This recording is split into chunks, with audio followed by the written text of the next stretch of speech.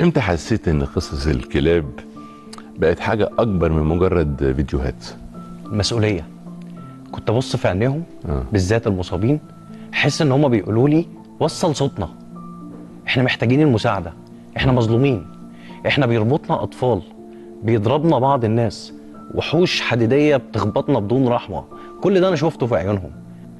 انا عارف كمان انك انت الحقيقة بتمول كل اللي انت بتعمله وبتدفع من جيبك فلوس شهريا، وانت كمان رفضت مساعدة اي حد تاني معاك في هذا الموضوع، ليه؟ فعلا كان هدفي الرئيسي هو التوعيه، هدفي الرئيسي وصول صوت المخلوقات دي للناس.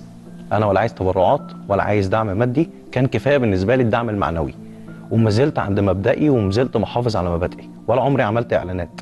لما بدات صفحاتي تكبر اتعرض عليا اعلانات كتير جدا، رفضت.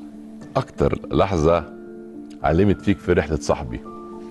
لما ضحك، لما ضحك حسيت بالنجاح.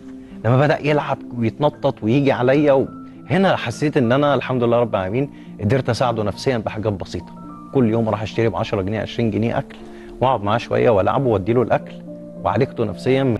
ما تخلص، ما شافوهمش وهم بيسرقوا، شافوهم وهم بيتحاسبوا، اخلص. دبدوب دبدوب ماشي بيتمخطر. ما تخلص يا صاحبي، يلا